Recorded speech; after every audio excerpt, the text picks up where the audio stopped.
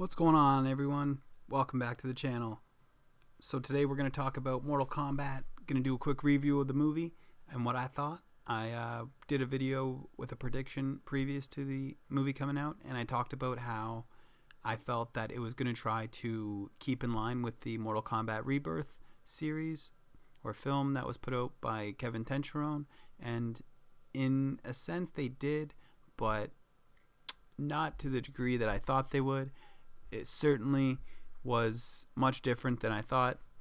In some degrees good to a good sense, and to other degrees to a not so good sense. So let's go over the film and let's talk about what I thought they did well and what I thought they dropped the ball on. So firstly, I thought the first half of the movie was really good.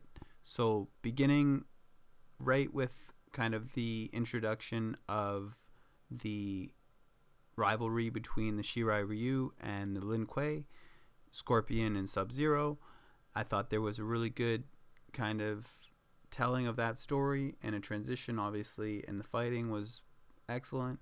So that whole opening scene, and I think we had already seen that in the trailer, they had already kind of shown us that aspect of the film, but I thought it was really good to see, and the way it tied together was kind of exactly what I thought.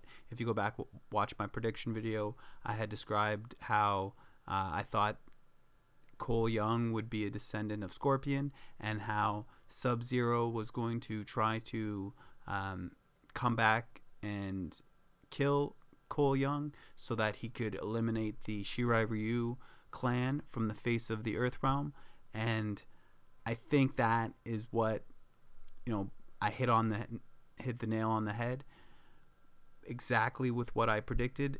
That's what came true. Now my other prediction was that the film was going to stay almost to a T to the exact realistic or realism ideas that were put in by Kevin Tencheron, attempting to create a reimagined universe that would create a Mortal Kombat realm that was based more in a sense of realism, so a sense of that it was more like real people, that it's a believable story. There's not fantasy, there's no crazy elder gods or other realms, or it's just a tournament that takes place from ancient cultures that is somehow connected to this other dimension or outworld, or I don't know how they would have done it, but it seemed within Rebirth that they wanted to kind of eliminate the fantasy elements of the story and try to replace them with kind of explainable elements, like for instance Reptile having like a rare skin disease, and that forced him into being like a flesh-eating zombie almost, who had a very reptile-like appearance. And the other guy was Baraka, who was like a failed doctor scientist who wanted to, I guess, I don't know, do surgery or something, whatever his kick was, however he got his jollies off. But he ended up carving himself up and turning his arms into blades, and basically turning himself into Baraka, but doing it surgically with surgically attached blades and arms, and face surgically, I don't know. Basically, he made himself look tough and looks badass by cutting the shit out of himself. And that was Baraka. That was the story of Baraka. So these characters were characters that were supposed to be believable. They were supposed to be real people you could actually see yourself, or you could see somebody else actually becoming these people. They're not people that are shooting necessarily ice or fire out of it. And obviously that's not Mortal Kombat, so why would they want to go down that element? And that's what I kind of thought too. So I'm kind of happy that they didn't try to like explain every single character's special moves and special abilities to be something that's explainable. So obviously when some guy shoots ice out of his arm, it's not necessarily explainable, but it's a movie. So but anyway, the idea here is that they didn't really keep in line with the Tencheron idea of trying to be more realistic in kind of explain the characters in that way. So instead, we kind of got what I felt was a combination of two films. So after about 40 minutes, I feel like the film changes completely. I feel like it almost becomes a new film. So at this point, you have the training, or when you start to get into the training sequences, when you start to get into the Raiden's temple, when you start to get into the kind of more ethereal and more fantasy aspects, it starts to diverge. And I don't think that that's necessarily a bad thing. I think it's probably a good thing.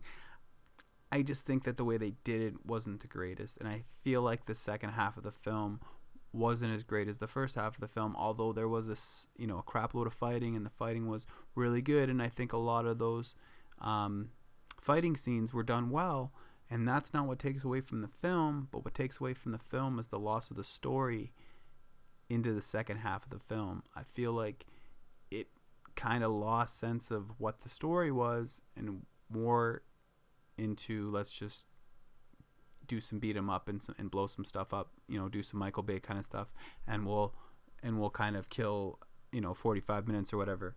But obviously there was a story, and obviously they decided that instead of just jumping right into the tournament and just having one film and doing it like they did the first time, in which the first film was the tournament and then they won the tournament or whatever, and then they got turned double crossed by Shang Tsung and by Shao Kahn, who ends up coming and trying to take over Earthrealm and invading, and that's when you get Annihilation, the second film, which didn't do well in the theaters, and which is one of the main reasons why Mortal Kombat didn't get another movie for like 10 years or whatever, 20 years, however long it was.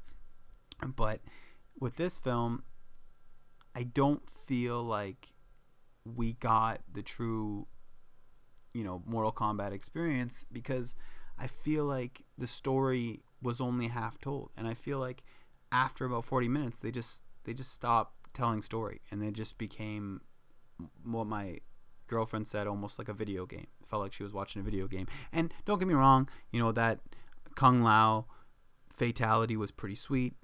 That was pretty cool. And a lot of the other ones, like the Kano ripping Reptile's heart out, was another one that was really cool. I didn't really like the way they did Reptile. I didn't like it at all. I really didn't like the look of him, or I don't know. I feel like I wanted to see Reptile more like he was in the first one, or at least more like he's almost looks like Sub-Zero or Scorpion, just green. He was just wearing green, and then he can turn into whatever he wants, which is cool. And like if that was him, and then he turns into that. But it just seemed like the whole time he was always a reptile, which is kind of weird. But I don't know how they did the whole explanation of the story, or how they explain it. But anyway, I just thought that I kind of wanted to see like the other reptile, where is an actual like the green version of Scorpion and Sub-Zero, almost like the Green Ranger, right, in the Power Rangers.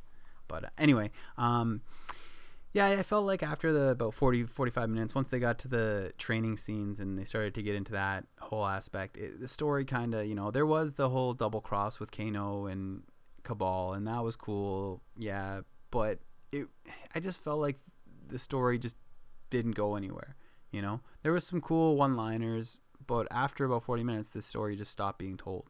And I feel like that's where they dropped the ball in this film. I feel like it would have been a really, really good film if they would have just kept telling the story, just kept getting us to that point. Even if they wanted to make it, Shao Kahn's just going to attack us and then, try to stop the tournament, try to kill us before the tournament so that our fighters are dead anyway. And that's fine, but, it's like, tell the story, continue to tell the story, build something up, give us something to, and I also wish they would have kept the whole detective aspect where Jax and Sonya were actually like searching and hunting these serial killers that were being hired by Shang Tsung to like work in the Earthrealm. And I wish that he would have, Shang Tsung would have been trying to get people that were actually from Earth to do things on Earth rather than getting people from Outworld to come in. And I know that's how the story was, but it's like I felt like they were stuck between two different stories, and it's like, are we going to be more realistic and follow in the Tenchiron realism aspect, or are we going to go full on fantasy Mortal Kombat where, you know, everything is, you know, outworld and other realms and elder gods, and people are flying around with lightning bolts, and, you know, ice is shooting and fire shooting everywhere, like lightning bolts coming out of people's eyes.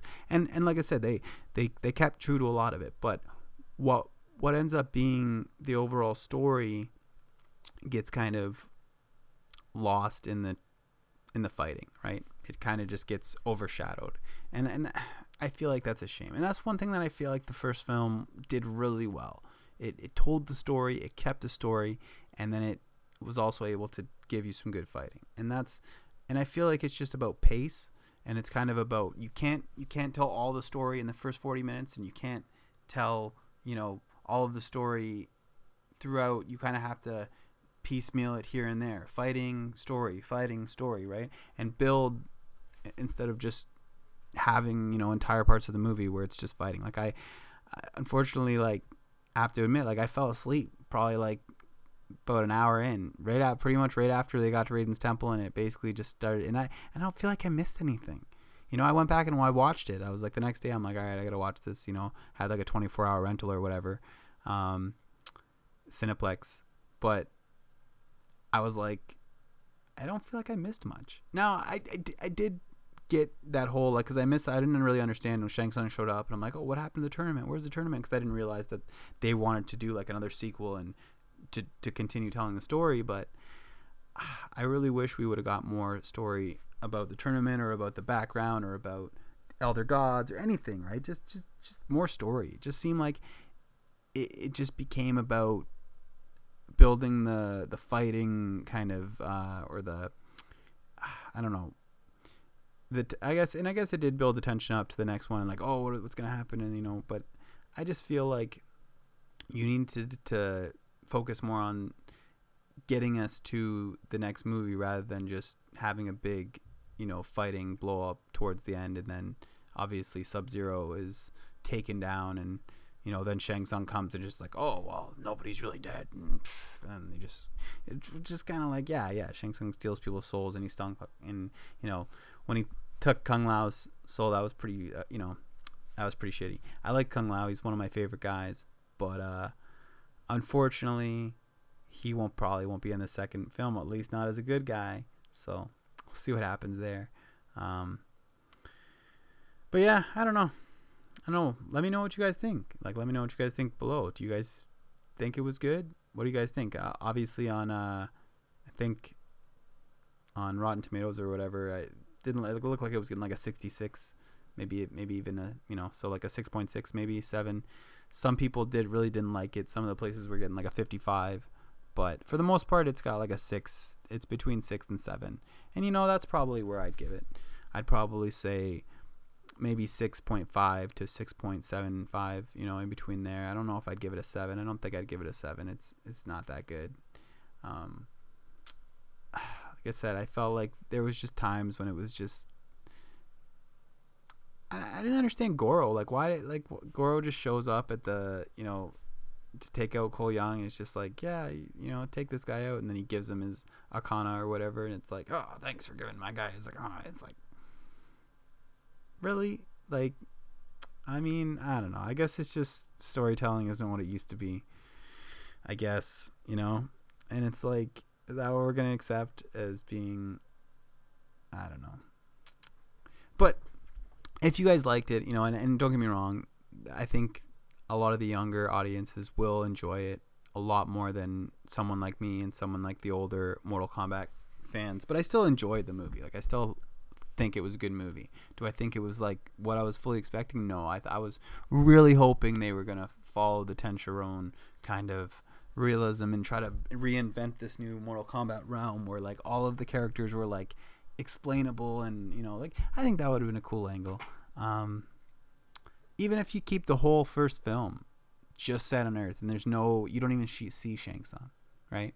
You just the whole first film is set on Earth, and all of the characters are people like Baraka, like Reptile, like they were explaining, and like a couple other people. You know, you definitely could have had like Kano or whoever, right? Even Cabal, you could have been like a ex-military or whatever that's on like a breathing, just like he is, right?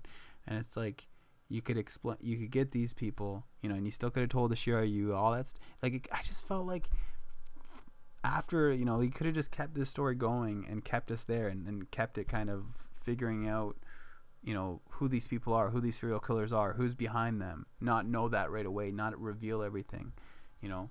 I felt that's kind of like, even at the first, it's like Jax just shows up and he's just like, yeah, I know you got that tattoo and you're chosen, let's go, let's join, let's get, you know, it's like, let's build this story a little bit. It didn't seem like there was any kind of build up. It's just, let's go.